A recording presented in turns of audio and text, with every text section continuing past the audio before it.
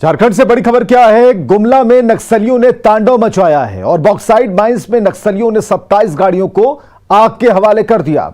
नक्सलियों के सामने एक बार फिर पुलिस बेबस दिखी।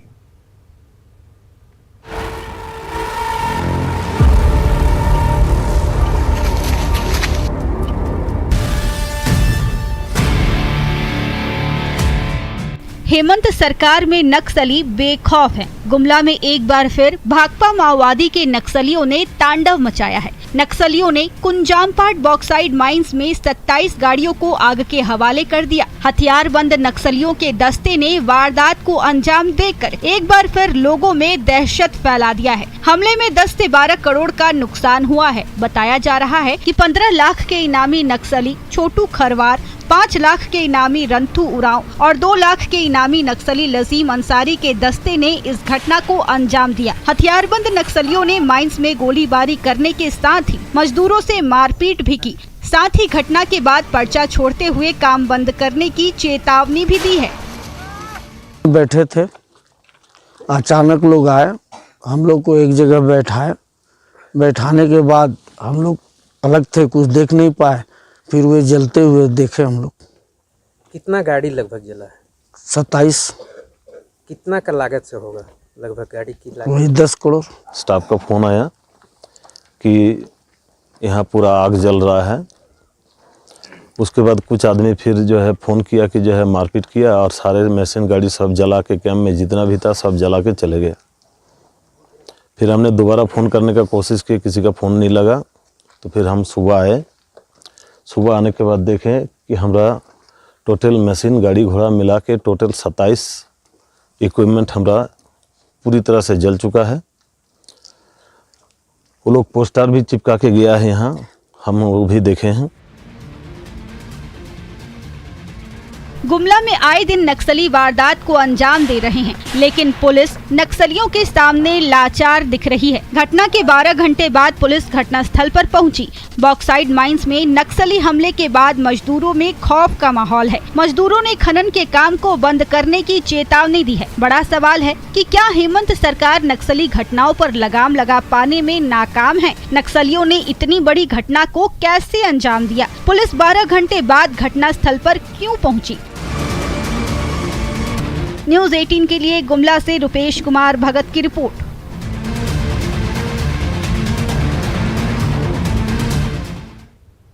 धनबाद में इन दिनों कोयले की लूट की पूरी छूट है। हर दिन सैकड़ों अवैध टन कोयला लोड कर बिहार, उत्तर प्रदेश, पश्चिम बंगाल जा रहा है, जिससे सरकार को हर दिन करोड़ों के राजस्व का चूना लग रहा है।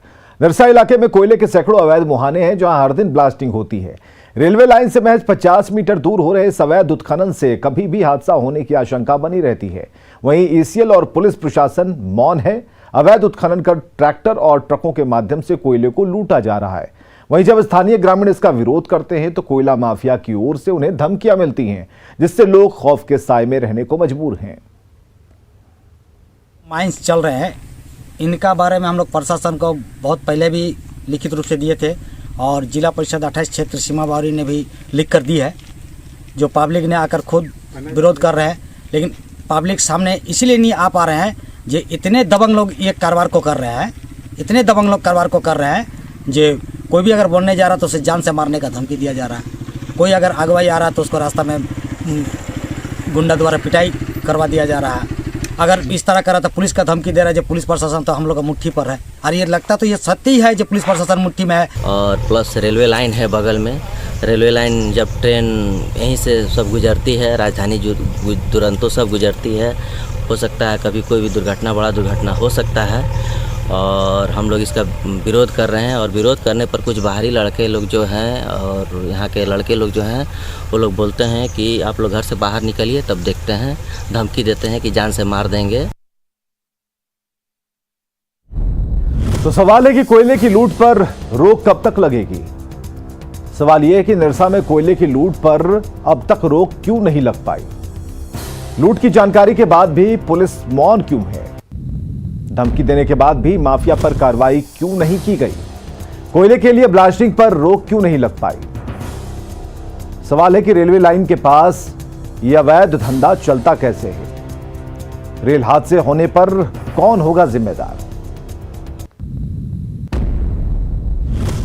पूर्व मुख्यमंत्री रघुवर दास सिमडेगा में मॉब लिंचिंग से पीड़ित परिवार से मिले और रघुवर दास ने मृतक के परिजनों से मिलकर घटना की जानकारी ली और 1 लाख का चेक बीजेपी की तरफ से दिया। उन्होंने यहां मॉब लिंचिंग घटना में मृतक संजू प्रधान के परिजनों से मिलकर घटना की जानकारी ली। रघुवर दास ने कहा कि बेसरा जरा में संजू प्रधान को जिंदा जलाकर मारने की घटना पाशविक है। उन्होंने आरोप लगाया कि अबुआ झारखंड में बबुआ मुख्यमंत्री के राज में सबसे अधिक अत्याचार आदिवासियों और दलितों पर हो रहा है। प्लानिंग के तहत जिस तरह उसे घर से खींच के ले जाना, पत्नी गिड़गिड़ाता रहा पैर पकड़ कर, पुलिस प्रशासन और सैकड़ों उपद्रवियों के सामने जिंदा जला देना, ये हत्या नहीं बल्कि पाशविक अत्याचार है। और ये राज्य जब से माननीय मुख्यमंत्री हेमंत सोरेन जी बने, अबुआ राज जल जंगल जमीन के नाम पर गरीब आदिवासियों से वोट जरूर लिया और 2 वर्ष के अबुआ राज में बबुआ मुख्यमंत्री के काल में सबसे ज़्यादा अत्याचार आदिवासी समाज और दलित समाज पर हो रहा है।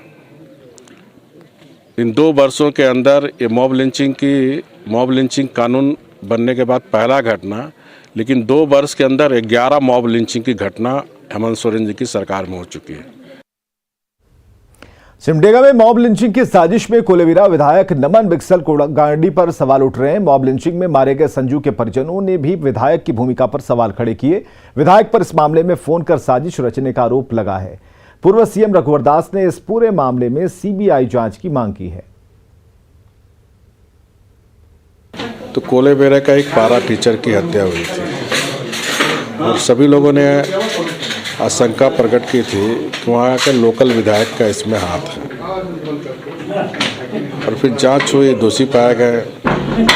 उसी तरह इस घटना में भी जो पीड़ित परिवार की पत्नी ने लोगों को बताया कि 28 तारीख को माननीय विधायक इस क्षेत्र के गांव वालों को लेकर खुटखटी जल जंगल जमीन के नाम पर लोगों को उस्काने का काम किया और परिणाम स्वरूप ही ये जो घटना घटी भी जो जानकारी प्राप्त हो रही है, कहीं न कहीं यहाँ के स्थानीय विधायक की संलिप्तता है और इसीलिए सिमडेगा में मॉब लिंचिंग का शिकार हुए संजू प्रधान की मौत पर सियासत जारी है। बाबूलाल मरांडी ने सीएम हेमंत सोरेन पर निशाना साधा और कहा कि हेमंत सोरेन जब तक रहेंगे राज्य में अमन चैन नहीं हो सकता।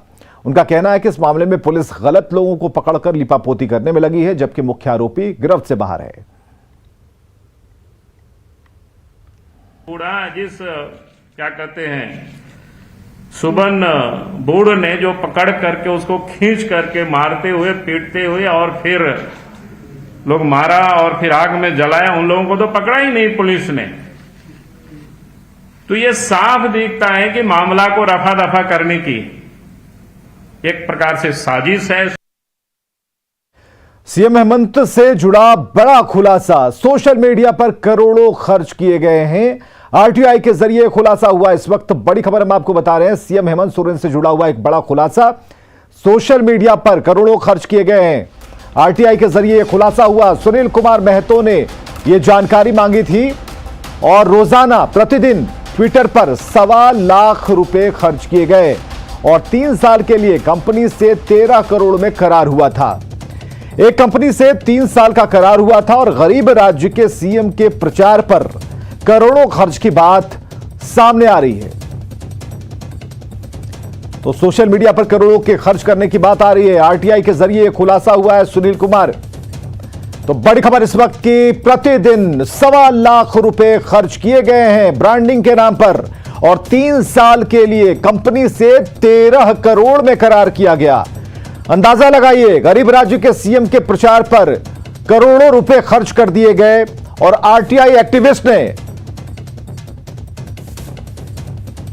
और फोन लाइन पर हमारे साथ सुनील कुमार एक्टिविस्ट हैं आरटीआई, उनसे बात करते हैं। सुनील जी, ये जानकारी इकट्ठा आपने की, जानकारी मंगाई है, कैसे, क्या लगा आपको, कैसे सूचना मिली? हाँ जी, नवंबर महीने में मेरे ध्यान में आया कि ये जानकारी ली जाए कि मुख्यमंत्री के सोशल मीडिया पे कितना खर्च हो रहा है मैंने 23 नवंबर को आरटीआई पे एप्लीकेशन भेजा। उसके बाद दिसंबर महीने में मुझे सूचना मिली, तो ये चौंकाने वाली सूचना थी कि एक गरीब राज्य जहाँ की 42.16% आबादी गरीबी रेखा से नीचे है, वहाँ का मुख्यमंत्री अपने सोशल मीडिया हैंडल पे रोज का लगभग 1.25 लाख रुपया खर्च कर रहा है, महीने का 36 लाख रुपया, और 3 साल का ये एग्रीमेंट जो है वो 13,14,65,200 रुपये का है। और यही नहीं, मोबिलाइजेशन फंड के नाम पर काम शुरू करने से पहले ही उन्हें जो है 76 लाख रुपए दे दिए गए। तो सुनील कुमार जी, ये जो जानकारी मिली है इसमें किस कंपनी का नाम आ रहा है, कहां की कंपनी है, किसकी कंपनी है, इसके पीछे कौन लोग हैं? हाँ, ये कंपनी पीडीएजी कंसल्टिंग एलएलपी है। वो एक दिल्ली की कंपनी है जो कि दिसंबर 2018 को रजिस्टर्ड हुई है एलएलपी के तौर पर, और 19 से उसने काम करना शुरू किया, और 2020 में उसे झारखंड से इतना बड़ा काम उसे मिल गया। अब ये तो जांच का विषय है कि सुनील जी, जैसा कि आप कह रहे हैं कि ये जांच का विषय है, लेकिन जो इस कंपनी का झारखंड कनेक्शन है, क्या सिर्फ इतना ही है कि उसे काम मिला और उसका भुगतान किया गया और अलग अलग तरीकों से भुगतान किया जा रहा था, लेकिन क्या इसका पॉलिटिकल कनेक्शन इस कंपनी से क्या है? मुख्यमंत्री कैसे इसके अंदर अपने प्रचार कार्यक्रमों के जरिए जुड़ते हैं, इसके बारे में क्या जानकारी है? ये तो पॉलिटिकल कनेक्शन कुछ ना कुछ है ही। अब हम इस पर जब तक कोई सटीक तथ्य हमारे हाथ नहीं लगता, मैं इस पर कुछ तो नहीं बोल पाऊंगा, लेकिन मुझे भी जानकारी है कि इसके पीछे जो इतनी बड़ी रकम का भुगतान किया जा रहा है, इसके पीछे कहीं ना कहीं कोई राजनीतिक इसके पीछे हाथ है। तो जैसा कि आप बता रहे हैं कि प्रतिदिन 1.25 लाख रुपए खर्च किए गए, तो 1.25 लाख कैसे खर्च हुए, कहां खर्च हुए, किस तरीके से खर्च हुए, या फिर इतने सारे पैसे को उस कंपनी को दे देना था तो डायरेक्ट ना देकर धीरे धीरे देने की एक कवायद थी, इसके पीछे कोई साजिश थी?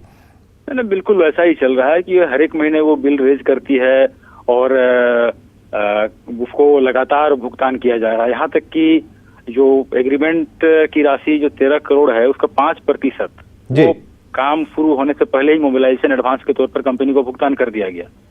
और एक तो सरकारी कामों में देखने को मिलता है कि बाकी कंपनियां काम करती हैं, बिल के लिए दौड़ लगाती हैं, लेकिन इस कंपनी को कहीं कभी सुनील कुमार जी, आप हमारे साथ बने रहिएगा। भानु प्रताप शाही हमारे साथ हैं फोन लाइन पर। भानु प्रताप शाही जी, आप सुन रहे हैं, ये पक्की खबर है, सीएम के प्रचार पर करोड़ों रुपए खर्च की बात आ रही है। एक कंपनी है दिल्ली की और आरटीआई एक्टिविस्ट सुनील कुमार ने इसकी जानकारी इकट्ठा की है। अब ये खुलासा हो रहा है कि 1.25 लाख रुपए रोजाना सिर्फ प्रचार पर दिए जा रहे थे सोशल साइट्स पे।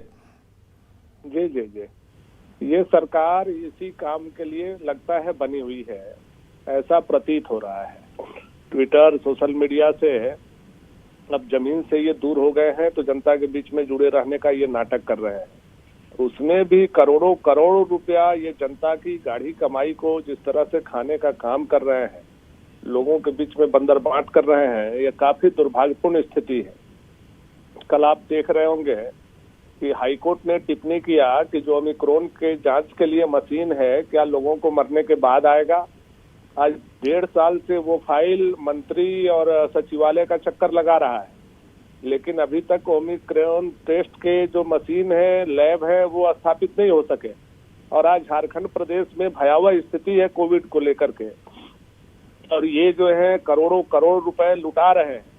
साथ में मैं यह भी जानकारी आपको दूं कि पीके का टीम का कुछ पार्ट भी ये ले आकर के अनऑफिशियली तरीका से रखे हुए हैं, उनको भी प्रति महीना लाखों लाख रुपए दे करके वो राजनीतिक और सोशल मीडिया से सहयोग ले रहे हैं। तो ये कहीं ना कहीं जनता की गाढ़ी कमाई को लूटने में ये सरकार लगी हुई है। आप देखिए कि आज 5 राज्यों का चुनाव आयोग ने तिथि का घोषणा किया। 5 राज्यों में विधानसभा का चुनाव होगा और पिछले 1 साल से पंचायत चुनाव। भानु प्रताप जी, विनोद पांडे जी भी हमारे साथ मौजूद हैं, जेएमएम नेता हमारे साथ मौजूद हैं। विनोद पांडे जी, एक बड़ा आरटीआई खुलासा हुआ कि सीएम के प्रचार पर करोड़ों खर्च किए जा रहे हैं। सुनील कुमार जी जो कि आरटीआई एक्टिविस्ट हमारे साथ मौजूद हैं, क्या कहना है, क्या रिएक्शन है आपका? देखिए, सबसे पहली बात कि आपने जिस तरह से इस बात हमें पेश किया कि एक बड़ा खुलासा हुआ, शायद आपको मालूम नहीं है, और जो भी बड़े भाई हमारे सामने होंगे, मेरी आवाज सुन रहे होंगे, उनको भी ये पता नहीं होगा कि जब से ये सरकार बनी है तब से इस सरकार ने जो प्रचार प्रसार का जो साधन है या जिस विभाग के द्वारा ये किया जाता है उसमें इन सारी चीजों का जो बजट है उसको घटाया, जो फिजूल खर्ची पिछले सरकार में हो रही थी उसको कम करने का काम किया। तो विनोद पांडे जी, ये खर्चा कैसा वाला खर्चा है? ये कैसा वाला खर्चा मतलब? ये विनोद पांडे जी, जो ये 3 साल के लिए कंपनी से 13 करोड़ का करार हुआ और प्रतिदिन 1.25 लाख रुपए खर्च हो रहे हैं, तो ये कैसा वाला खर्चा है? नहीं, ये कैसा वाला खर्च नहीं है। देखिए, सभी सरकारें प्रचार प्रसार करती है, जो भी काम किया जाता है वो लोगों को बताने का काम किया जाता है, और वो भी इसी प्रचार प्रसार के माध्यम से होता है, चाहे अखबार में हो, टीवी में हो या सोशल मीडिया के माध्यम से हो। चौक चौराहों पर जो LCD LED वगैरह जो लगा हुआ है उसके माध्यम से हो, कई एक साधन है। लेकिन जिस तरह से सोशल मीडिया के बारे में आप लोगों ने अभी ये बातें की, हाँ, क्योंकि ये जानकारी सोशल मीडिया के संदर्भ में है कि सोशल मीडिया पर इतने रुपए खर्च कर दिए गए। नहीं, ये सोशल मीडिया का बात नहीं है। ये आप देखेंगे कि पिछली सरकार से आप तुलना कर ले, मैं बहुत पीछे नहीं जाना चाहूंगा, उससे आप तुलना कर ले, आप बजट का स्थिति देख ले, विभाग से जानकारी ले ले, आपको सभी चीजें पता चल जाएंगी।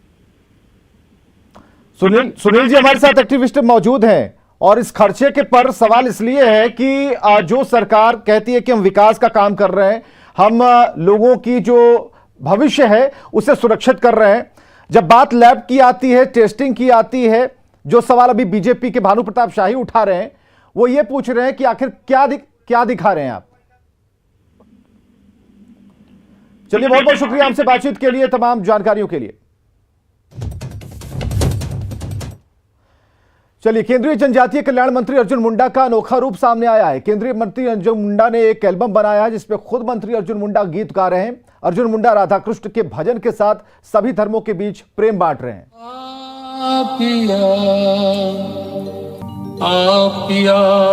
इन नैनन में जो पलक ढाप तो है लूं, सुरमा दिया न जाए, जिन नैनन में पिया बसे,